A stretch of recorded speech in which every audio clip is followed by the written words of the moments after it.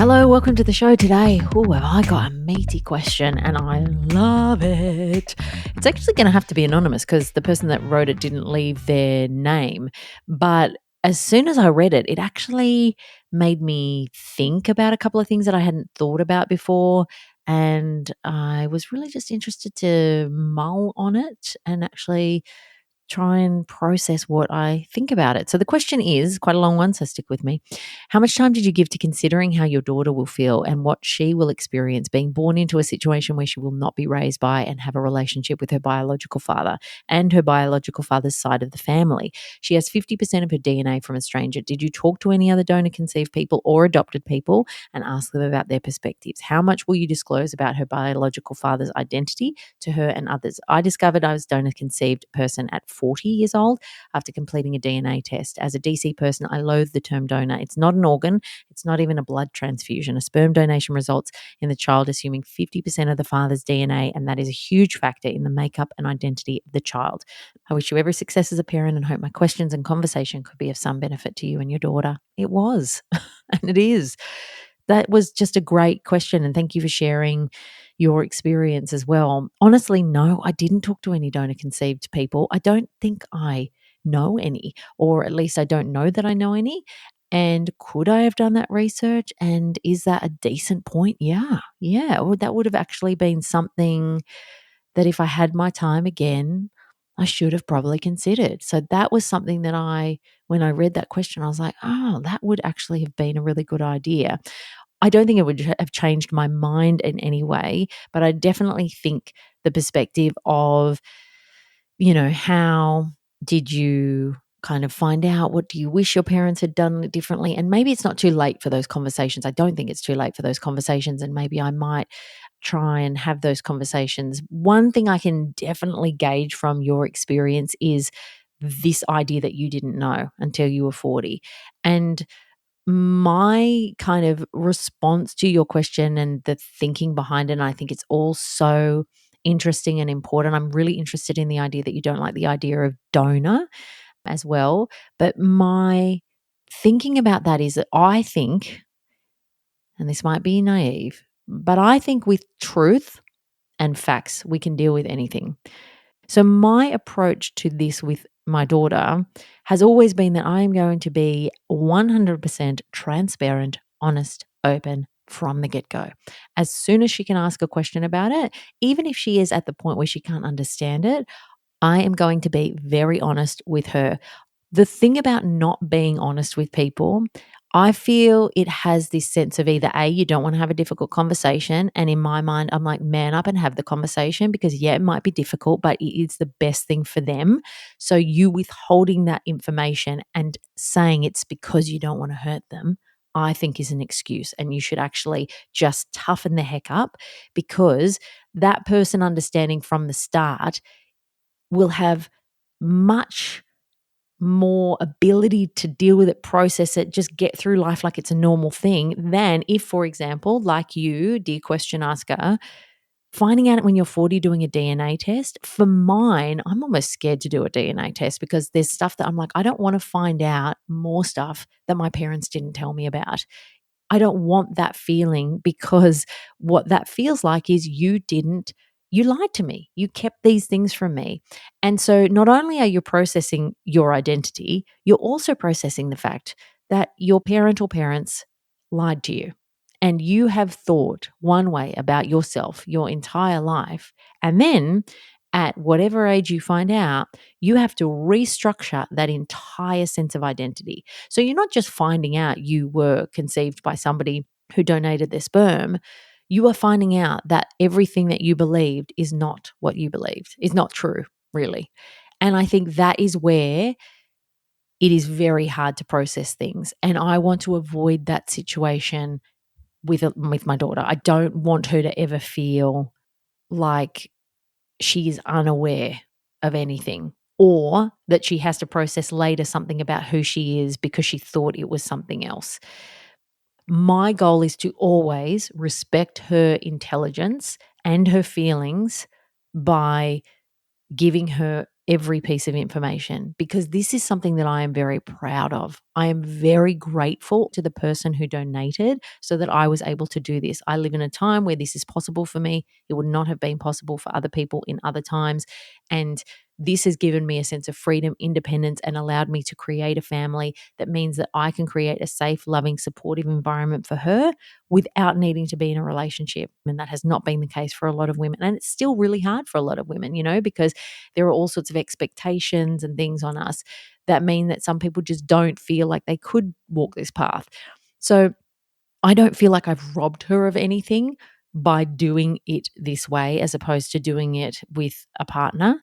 But I am also understanding and appreciative of the fact that this is not the way that the majority of people do this. So it will probably be something that she will want to know more about. She will probably be asked about it at school. I feel like it would be surprising to me if, considering how many women I hear from, how many people are doing this, thinking about doing this, I would be very surprised if by the time she went to school, there was not another solo mum in her class.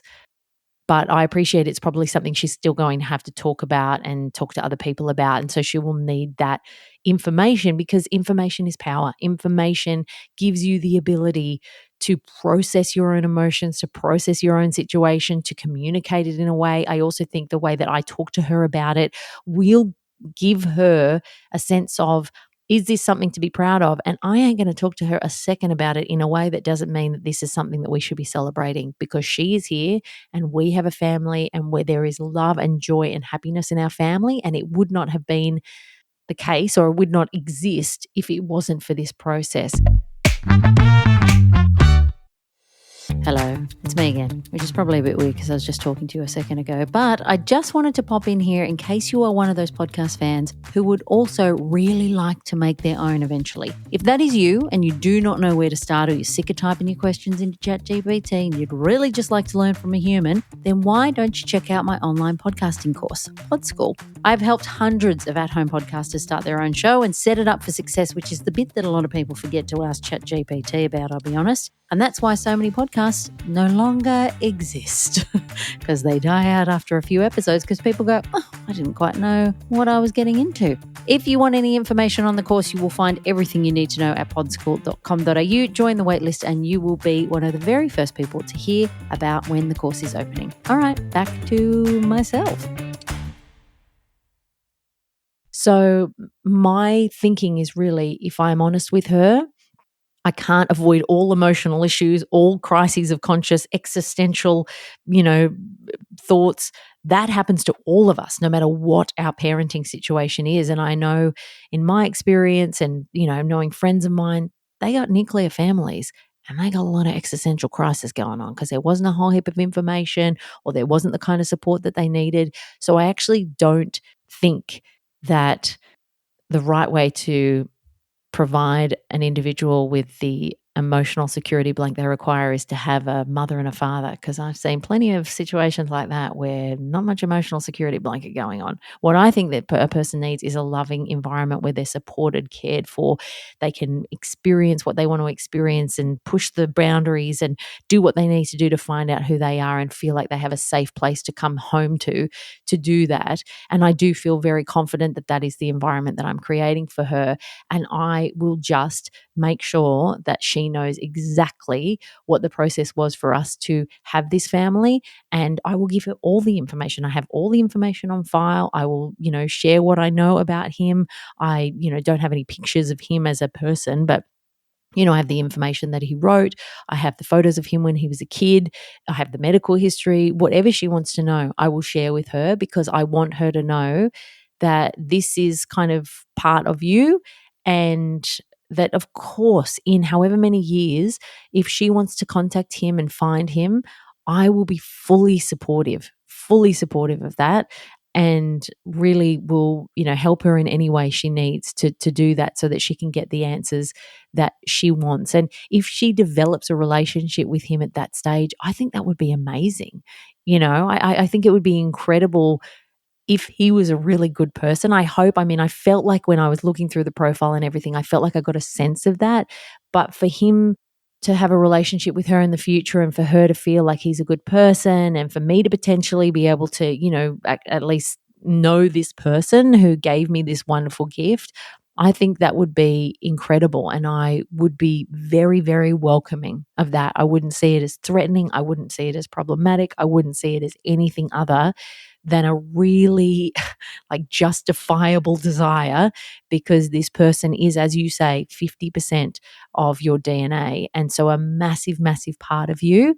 I think it's interesting around the donor stuff. I don't know what else I would call that person, because but in the technical definition of the father, like in terms of it being his genes, I just can't get comfortable with the fact that he is her father. I can't use that term, not because I'm not open to it or it makes me feel emotionally anyway. It just doesn't feel like he's her father. He is a person who donated a part of himself, and he didn't do this with the intention of being a father. He did this as somebody who was passing on something to somebody else to create a family.